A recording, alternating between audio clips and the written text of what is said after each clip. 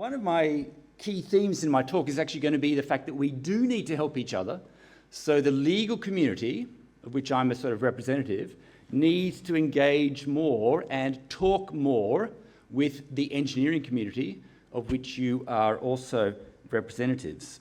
And at the moment, we have a very unfortunate disconnect between those two worlds. They are often operating as parallel universes. That's not a good thing for the world generally. So as I said, I have no video clips. I have a few pictures, but I have a lot of text to present. So, right? But law is a world of text, often dense, often enigmatic, and law, like myself now in terms of lunch, it also often gets in the way. Not necessarily of lunch, but it's typically in effect saying something like there is no such thing as a free lunch, right? It's often perceived as stifling fun, speed, progress, innovation. And a typical picture then is this one, the law as an ass, a type of mule or donkey, something that's slow-moving, dumbly obstinate, and easily ridiculed.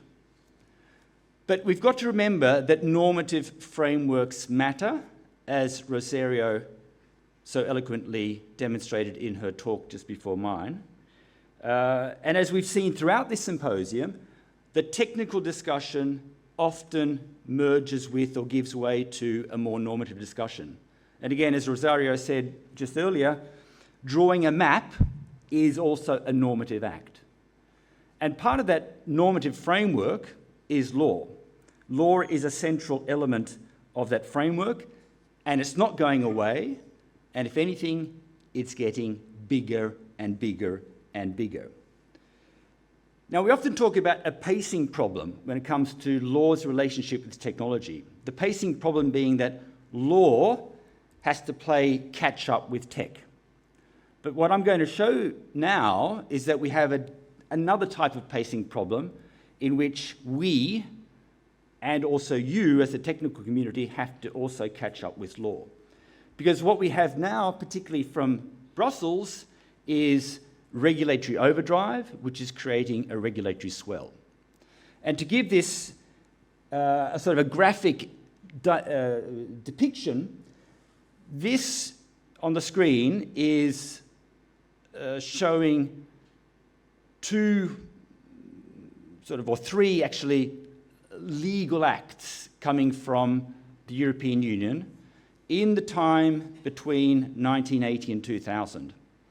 Only two of those acts up there on the screen are actually legislative acts. The very first one was simply a council decision, basically saying that information security could be a problem, we ought to think about it, and setting up an advisory group to think about it, but no real hard law. That we didn't get until 1995 with the first Data Protection Directive, and then we had a Telecommunications Privacy Directive passed a few years later, which was quickly scrapped and replaced by a more generic directive dealing with electronic communications privacy generally. But that's 1980 to 2000. This is 2000 to 2022, so it's not giving you the full picture, but it's illustrating quite nicely, quite scarily in a way, that there is a hell of a lot of legislative activity going on. And this is animated to a large degree by a sort of top-down dirigiste approach to regulation, perhaps typically French, where the point of departure is you regulate. That's the rule. Non-regulation is either not allowed or it's simply there as an incidental by-effect of the lack of regulation. And it's a very different point of departure to, say, the USA, where you only regulate if there is a real need to do so. Otherwise, it's laissez-faire, right? The market decides. It's the market rules that dominate. And this is not the full picture, because we've also got to remember that in EU law we have secondary law. So what you saw there is legislation operating at a secondary level. But in the EU constitution, you have what's called primary law, and that's also coming into play, particularly in respect of fundamental rights. And these are the rights coming from the EU Charter of Fundamental Rights that is now definitely part of the EU constitutional fabric. And I've given you an example of two articles, two rights that tend to play quite an important role in a robotics concept, in a robotics context. The one is Article 7 on the right to respect for private life, and the other one is a very special right, the right to protection of personal data. And when we're talking about smart robotics, in other words, AI-enabled robotics, we'll often be talking about robotics that processes, that is dependent on a hell of a lot of data, much of which will be personal data, and much of which will then engage potentially fundamental rights in addition to the legislative rules operating at a secondary level. And then we've got a lot of forthcoming tech law that is in the process of being rolled out. The Artificial Intelligence Act, of course, is in front of mind for many people.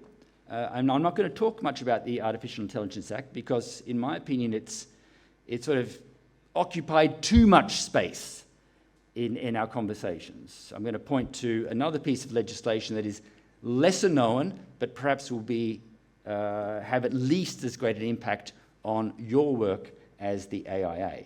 We have also a proposed regulation on a European health data space. We have a Cyber Resilience Act that's just been agreed. We have a CHIPS Act. We have a Cyber Solidarity Act, etc., etc. On top of that, because what I've been talking about so far is so-called hard law, law that is enforceable usually in a court of law, you've got lots of soft law. Soft law is more the law that many of you would be familiar with. It's the law of standards coming from the ISO or from ENISA, particularly in a cybersecurity context. That's the EU agency for cybersecurity. And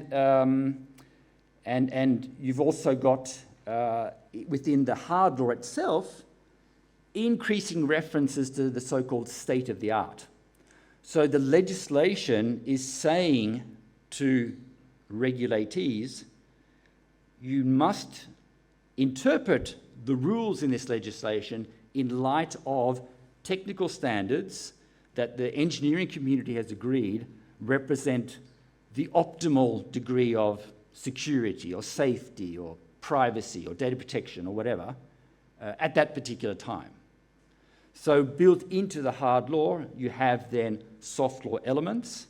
And just recently, a couple of months ago, the Court of Justice of the European Union, that's the CJEU there, even said that harmonised standards that come from industry bodies, from engineers, etc., they do formally form part of EU law, which means that in principle they need to be published and accessible for free, which, as many of you know, is not yet the case with a lot of ISO standards. You have to pay money, sometimes a considerable amount of money, to get access to those standards. So harmonised standards and the world of soft law is increasingly merging with the world of hard law within the EU system. You might ask then, well, that's all very well, but where are the robot rules, right? Where are the robot rules? And the answer is, well, if you're looking for rules that specifically talk about robots or even cyber physical systems, you won't find many. So a lot of the time when you're navigating the legal landscape, you'll be having to operate with very generically worded, technology-neutral provisions that nonetheless encompass potentially robotic systems and smart robotic systems. So that's very different to, for example, Asimov's famous laws of robotics, which talk about robots as such. The European Parliament, that's the EP, back in 2017, said to the Commission, we want sui generis, we want robot-specific rules. Indeed, we want a very comprehensive, futuristic, horizontal regulatory framework for smart robotics. And their vision was really quite ambitious and noteworthy. But what happened? The Commission received it and didn't really run very far with it. Instead, most effort of the Commission went into the AI Act, which it first proposed back in 2021. And then, as many of you know, there was catch up with technology, a pacing problem there, when suddenly ChatGPT and other large language models hit the public space around 2022, and the Commission suddenly thought, oh, shit. We have a proposal from 2021 which doesn't mention that sort of AI. We've got to have new rules also put into the AI Act around what they now call general purpose AI.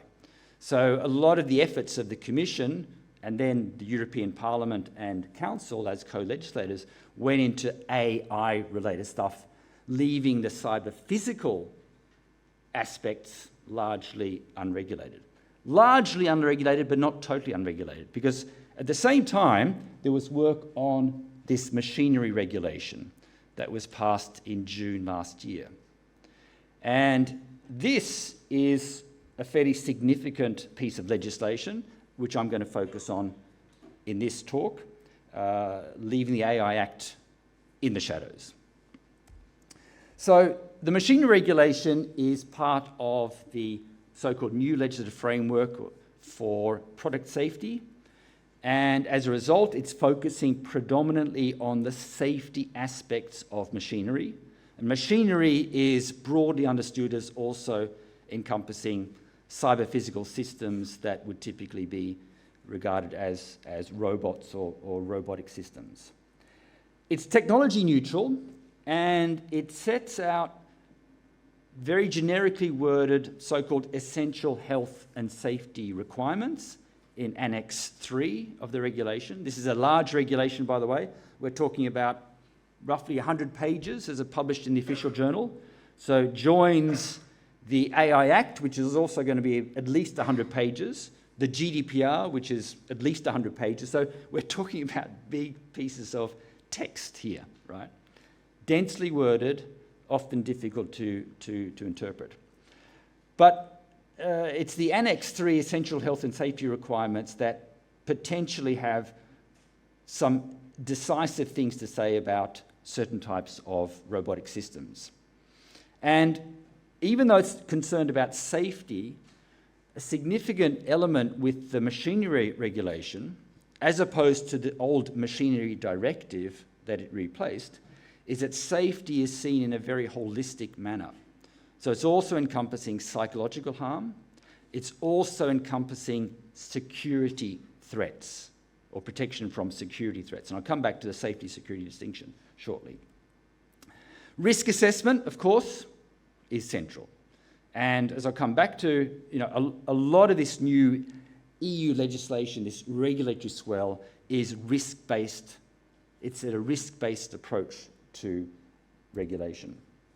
In terms of robotic autonomy, the machinery regulation places restrictions on certain types of robotic autonomy. Basically, it's saying we need to have human supervision involved in all key aspects of development and deployment of robots. You've got to have third-party conformity assessment of robots exhibiting so-called fully or partially self-evolving behavior. So this is, machine learning in a sense, as it says, to ensure safety functions. Interestingly, too, the regulation says that robots are going to have certain task and movement spaces, right? And the assumption is that those spaces are determined by the manufacturers, and the manufacturer has to ensure that the robot doesn't go beyond those predefined movement spaces. One of the conundrums here is that robots obviously are going to be also deployed by users that are not manufacturers, and the machine regulation doesn't address specifically what sort of role users might have in enabling a robot to go beyond the predefined space through tweaks to the software, for example. What happens in that sort of situation? The machinery regulation leaves that unaddressed. The assumption being that that's something that industry standards would develop. There would be rules of the road, as it were, developed on a more on a more customized basis for that sort of conundrum. In terms of human-robot interaction, there are two dimensions here. So the regulation is saying that, first of all, responses by robots must be adequate and appropriate.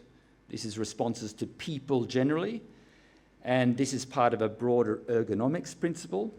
And then the other way around is that robots have to communicate their planned actions to the operators of the robotic systems in a comprehensible manner.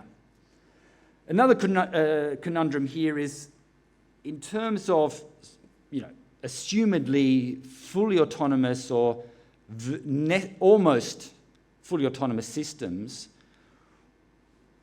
who is going to be the operator there in respect of those systems that are largely able to operate without any specific human being around them? So again, this is not addressed. Again, this is something that presumably industry standards will address in the future. A colleague of mine, Tobias Mahler, at the Norwegian Research Centre for Computer Law, has a paper that will soon be published in Oslo Law Review that, in a fairly easy to digest way, goes through the basic elements of the machinery regulation and asks, what are the implications for smart robotics? So that's a forthcoming paper to look at if you want more information. Stepping back from the machinery regulation, I'm going to look more at some macro perspectives now that are sort of giving a bit more flesh to the diagram I showed before with all of these new legislative acts. Obviously, there is increasing regulatory density and not least increasing regulatory tempo. Now, I'm supposed to be an expert in this area of law.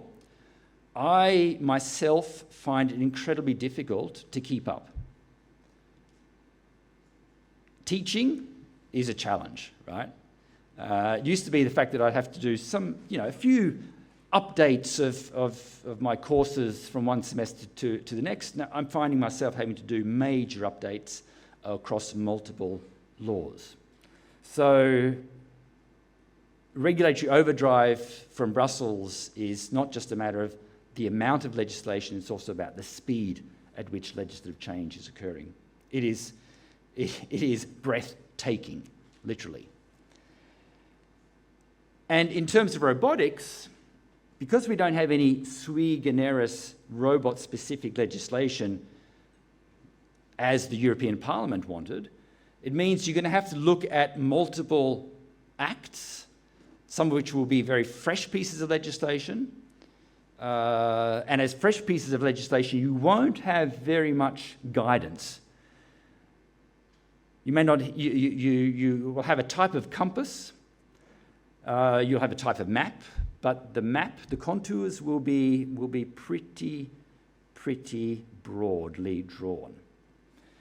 And if you're thinking of, let's say, the main pieces of legislation in this mix, you've got the machine regulation, but in terms of the software, and if it's smart software, if it's AI, and particularly if it's high-risk AI, you're going to have the AI Act applying, concurrently often.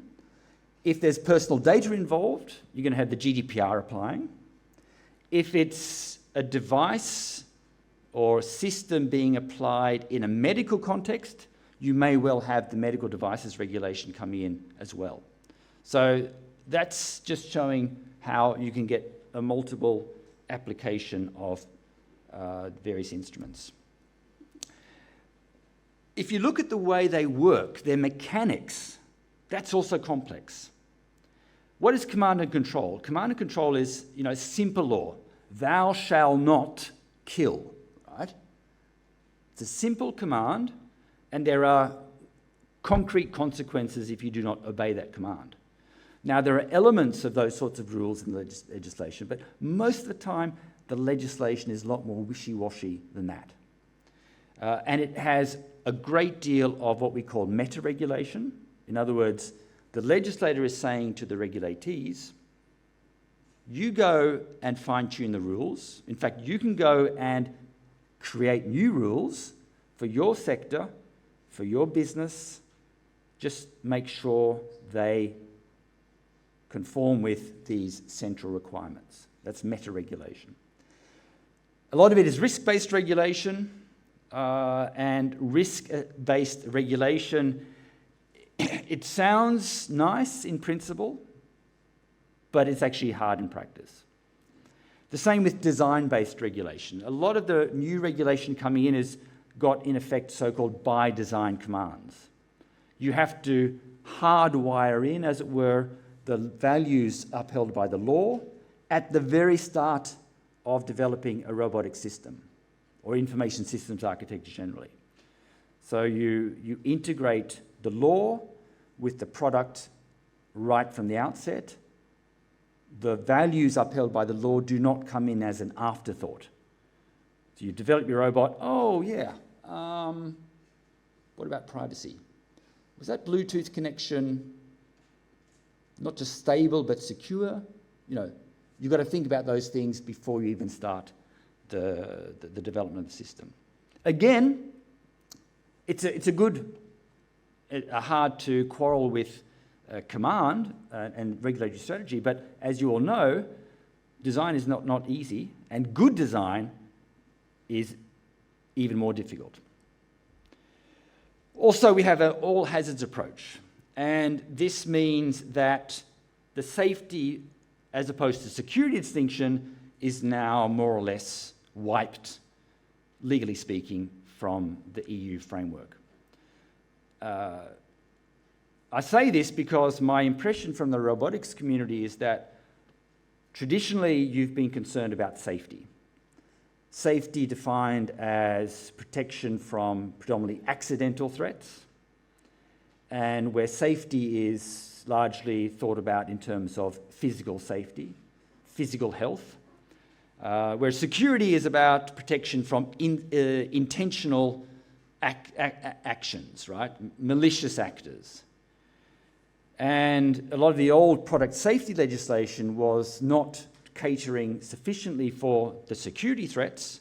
That was seen as sort of cyber security, right, legislation, which was seen as quite separate. Now the two are coming together. So safety and security are now a nice, loving couple. Strengths. There is, coming from the legislator, a lot of hubris in one way, but I think at the same time there's an acknowledgement of regulatory failure, an acknowledgement that the rules are not going to be complied with. They may well be, the values they try to uphold may well also be undermined by various threat vectors, in which case you've got to come back to the legislative exercise again and again and again. So legislation is iterative, regulation is iterative. There is a potential for regulatory failure.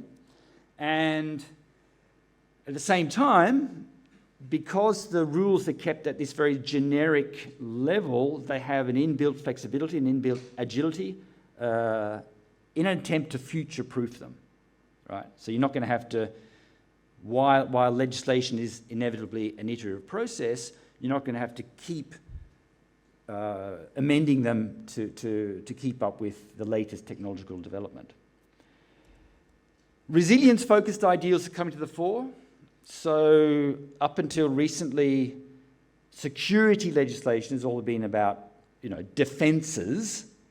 Now there's much more concern about what do you do when the defences are breached. how quickly and how well can you come back? Not just resist, but resume operations. So resilience is now one of the higher level ideals, along with security, privacy, and the like. And also, just as regulation is seen as an iterative exercise, also getting cybersecurity right, getting data protection right, getting privacy right, that's also seen as a recurrent learning exercise. Talking about hubris, I've already said there is hubris coming from Brussels. And in the political science literature, one often talks about normative power Europe, NPE. So while Europe might not be able to compete with the USA and increasingly China, increasingly India, when it comes to technological innovation, we Europeans, we can innovate in terms of legislation, right? We have our value system, we have our fundamental rights, and they matter, and we're going to make sure they matter because we're going to legislate, right? So, part and parcel of the AI Act, the speed with which that's been come through Parliament and the Council has been in order to say to the world, this is the benchmark. These are the gold standards for a normative framework with a hard law impact for AI. Rest of the world, follow us, basically. And that's sometimes called the Brussels effect, although the Brussels effect it's a bit more complicated than that. This is oversimplifying. Why would Europe not be proud to contribute its requiring standards of respect for fundamental rights to the world in general? Anyone know who posed that question? This came from the head of the Court of Justice of the European Union, Kern Lennertz, back in an interview with, I think, New York Times in 2015. So this sort of attitude is coming also from the court. And those of you who are familiar with data protection and Schrems 1, Schrems 2, Schrems 3? No? Some of you. Trans-border data flow between the EU and the US has been made incredibly difficult because of the Court of Justice upholding the fundamental right to data protection and saying, look, you guys in the USA, you don't adequately cater for the fundamental right to data protection. So we can't allow personal data on we Europeans to flow freely to the USA. You guys don't pass muster. Right? Incredibly controversial and obviously complicating transporter flows of data and also complicating trade. Okay, hubris.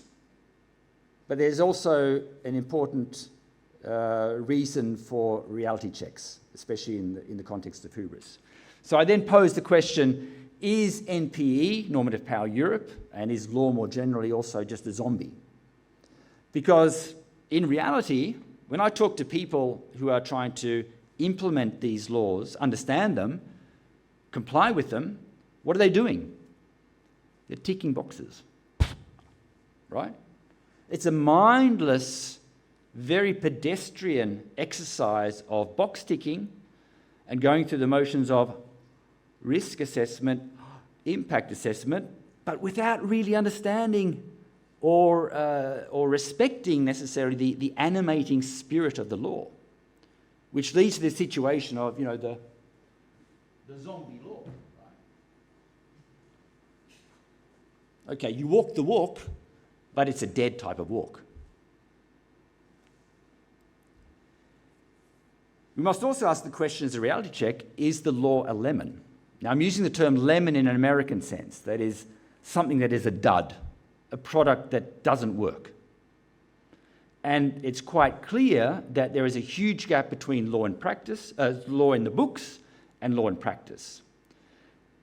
The GDPR, which was seen as a very scary beast on the horizon by corporations around the world because of its sanctions regime, its beefed up sanctions regime, that sanctions regime, after many years, is still not firing with the optimal functionality that most people thought it would.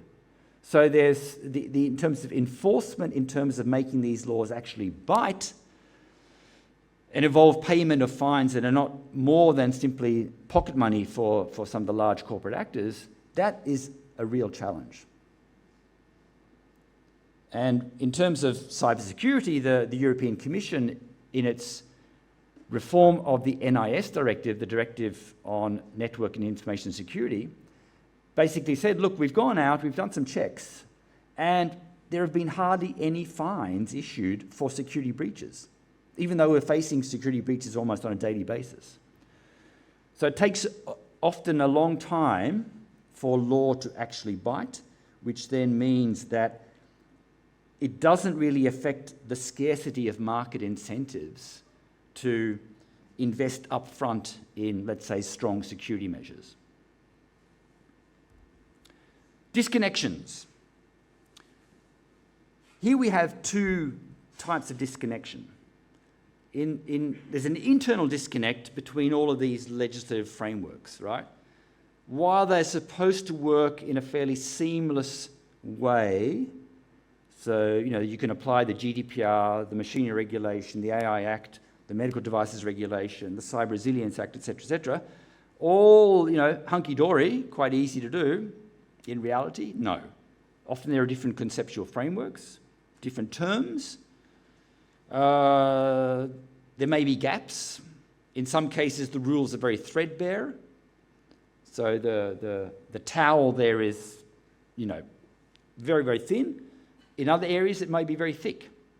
So there are definite disconnections between the way in which the various laws operate and talk with each other. That's one disconnect. The other disconnect, which I highlighted at the very start of this talk, is about the disconnect between the law and, let's say, the engineering community, between law and technology and technologists. Basically, the conversation going on between those two communities is stunted, to say the least. Now, many of you may know the joke about one software engineer saying to the other, you start programming, I'll go find out what they want. Heard that joke? Right? The idea that, we have our world, we have our own expectations, our own standards, we just go ahead with it, and the broader context in which we're doing our work isn't that important. The same can go for the law. One legislator says to another, you start legislating, I'll go find out what they want. Right? So it goes both ways. And in terms of the robotics culture within healthcare, my colleagues and I at the University of Oslo did a study where we mapped around 20 recent and ongoing robotics projects and found out that within robotics communities, there is very, very little awareness of law. And I guess the very fact that I'm the only law professor here, I'm the only one talking at length about law over the space of 2 days, is a sort of incidental demonstration of that point. So legal awareness is not especially mature or present within the robotics culture. And quite often you have a race to get your product out to the market, right? And the law just gets in the way, as I indicated earlier. But the law itself, unfortunately, is also, it could be a black box. I'm saying it's a grey box. I'm about to finish up. It's a grey box because when you, particularly as a non-lawyer, try to interpret it, you don't get very far. And one of the problems is we don't have much case law. We don't have much law coming from courts saying this is what this is supposed to mean. This is what state-of-the-art means. This is what appropriate technical and organisational measures mean, right? So there are very few court judgments. Soft law predominates, and the decisions of various regulatory authorities, which are often also not easy to fathom. And the answers to my question at the start: too much, too soon. Is there too much regulation? I would say tja. That's Norwegian for yes or no. On the one side, we've got a lot of law, a lot of arcane law, mysterious law, but we have very little sui generis legislation of cyber physical systems. So you could say there's not enough, that we ought to go ahead with the European Parliament's vision produced back in 2017 of introducing a more robot-specific regulatory framework. Too soon? I would say definitely no. There are many cowboys. I'm talking about industry cowboys, people who, don't really care about certain fundamental rights. They just want their product out. They want it to sell well. They want to make a lot of money, regardless. And they'll be ready to exploit regulatory arbitrage wherever they can. Those cowboys, we need to pin down. All right?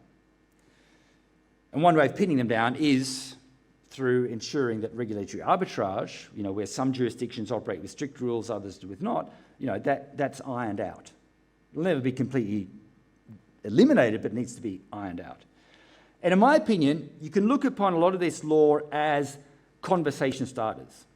So they might not be providing answers. They might not be saying to you as roboticists,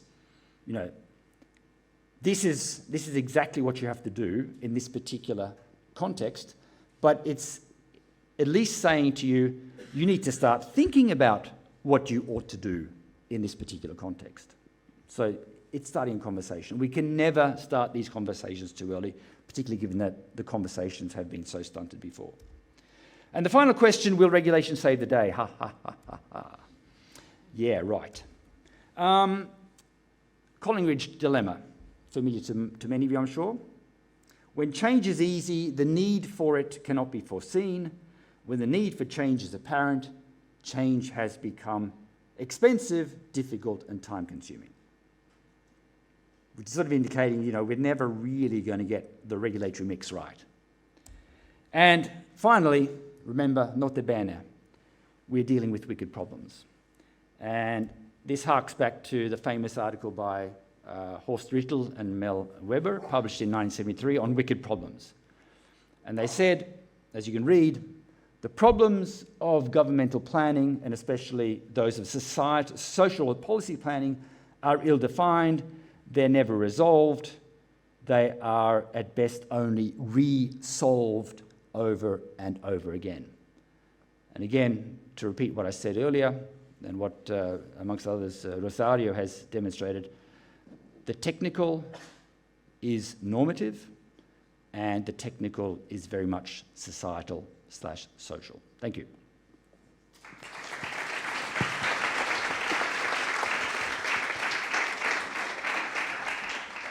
Okay, thank you for extremely interesting talk. I even lost my sense of time listening to it, so we have just a few minutes for the questions. So who gonna go first?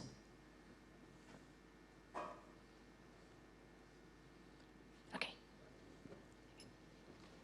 Please explain the AI Act in one sentence. No.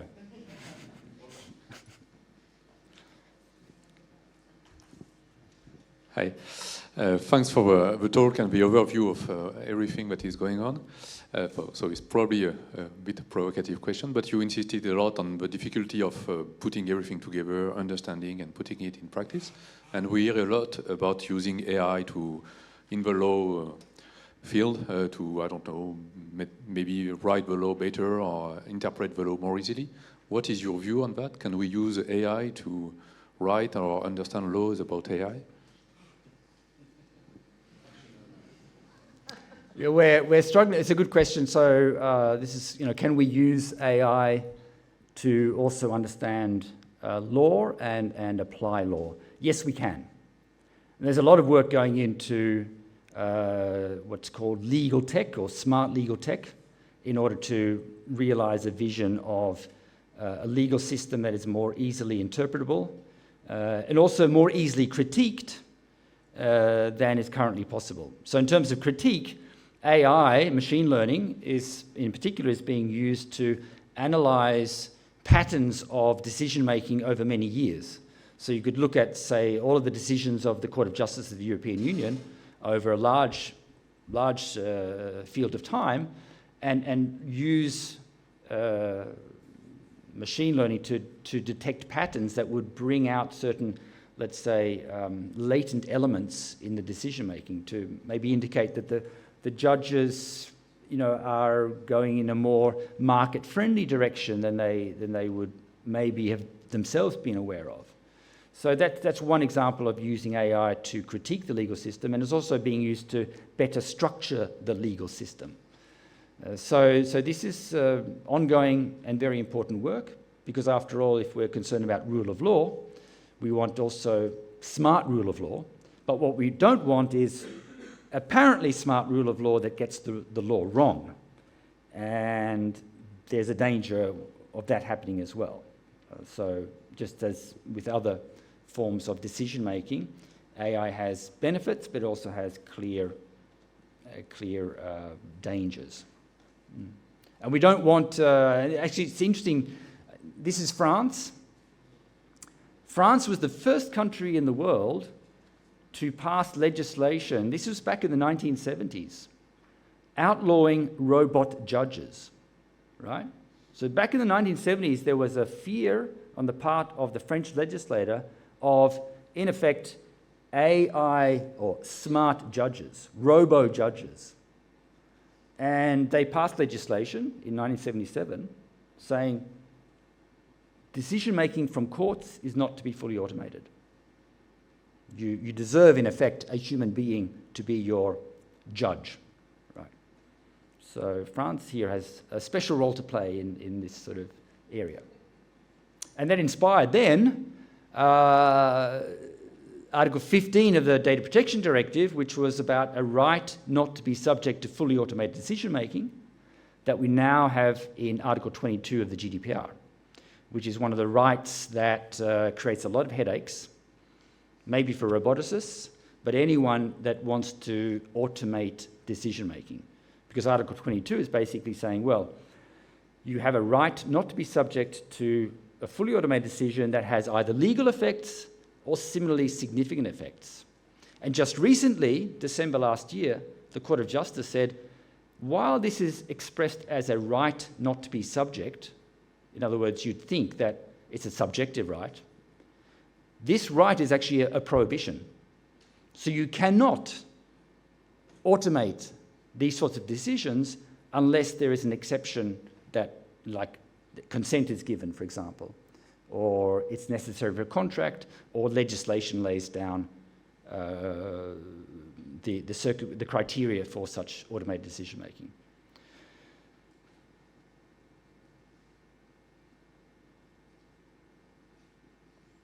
Okay, one more question? Okay.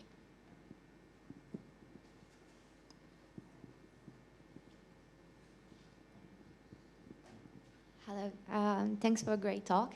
So I have a question more about like research. So you talked a lot about manufacturers and industry and products and so on, but I think most of the people here are interested also about what happens in labs. So for instance, in our labs, we actually make robots. So there's no manufacturer. And so from what I understood from your presentation, this is not really considered yet. Will it, at a certain point, will it be considered? Will there be laws about it or a legislation of some sort? In one way, I would hope not, right? That there isn't, let's say, a clammy hand from Brussels coming down over your research endeavours, because it may stifle creativity, it may stifle innovation, the need for experimenting, right? And at the moment, most of the legislation it's concerned with when you put a product out on the market, right? So the AI Act is about getting a certification, a CE marking for certain AI products. And what you're doing in the research lab is prior to that, right? And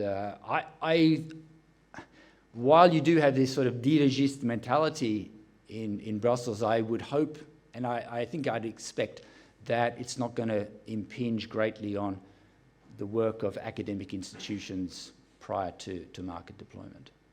And what you have to steer by normatively will be more the sort of the ethical world that Rosario was talking about, which appeals to values such as responsible innovation, right? So that might come in. And there will be also ethical guidelines coming from, let's say, medical research councils and the like. But that's more soft law rather than hard legislation.